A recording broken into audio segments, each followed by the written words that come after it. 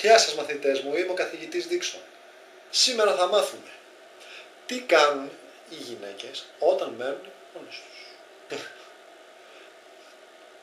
Τι να κάνουνε? Θέλω να μάθω. Μήπως μαθαίνουν βελονάκι? Μήπως το έχουν ρίξει στο ποτό?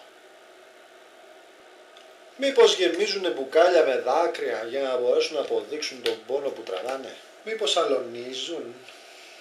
Μήπως περνάνε ατελείωτες ώρες στο Facebook? Ή πολύ απλά, μήπως απλά ξύνουν το αυτί τους? Προφανώς δεν κάνουν τίποτα από όλα αυτά. Τους έχει κυριεύσει το πνεύμα της Beyoncé. Ποια Beyoncé? Τι γνωστή Beyoncé. Βέβαια, για να γίνουμε σαν την Beyoncé είναι αρκετά δύσκολο. Γι' αυτό στην αρχή καλό είναι να βάλουμε μία μάσκα για να μην μας γνωρίσουν σε περίπτωση που κάνουμε καμιά πατατιά. Πολύ απλά. Βάλε τη μάσκα και ξεκίνα να χορεύεις Beyoncé. Τώρα μπαίνετε στον κόσμο της Beyoncé, μπαίνετε στον κόσμο της Beyoncé.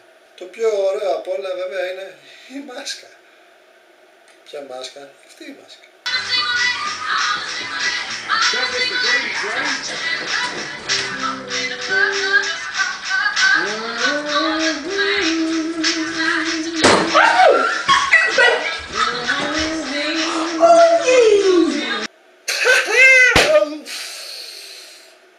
Είναι που πίστεψες ότι η μάσκα θα σου κρύψει τα κέρατα. Σε γελάσανε. Αυτό είναι που λέμε η μάσκα του θανάτου. Βέβαια υπάρχουν και μεγαλύτερα ατυχήματα στο σπίτι από το να πάθεις ατύχημα Beyoncé. Το ατύχημα αυτό θα το ονομάσω προ-Beyoncé ατύχημα. Είναι σαν τα reality. Πριν ξεκινήσει το τραγούδι και το χορό, έχει βγει η απόφαση. Είσαι έτοιμη, γλυκιά μου? Πάμε.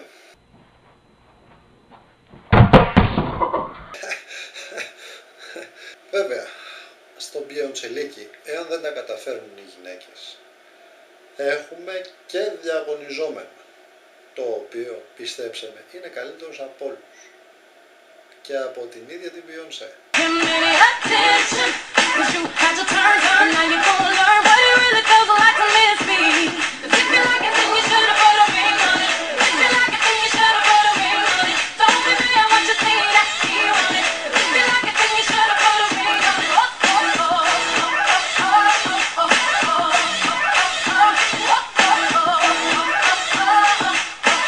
Παρακολουθήσετε ότι κρατάει ένα μαντίλι.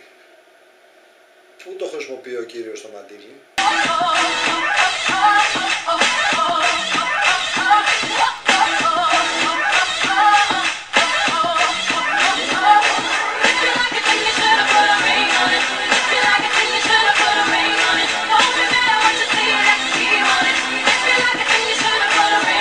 Θα σκουπίσει τον κόλο του.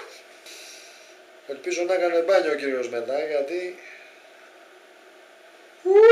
Λούκος μπουλούκος, αλλά το κεφάλι του άνθρωπος το έχει σώο και αυλαβής.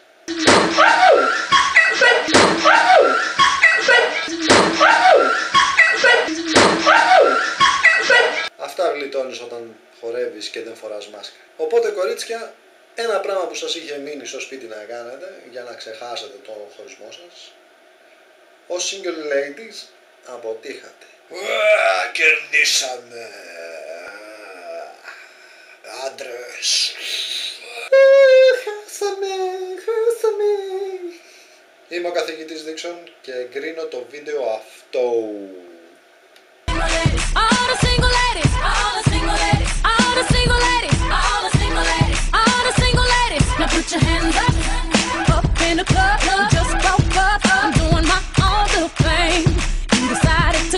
And now you wanna trip,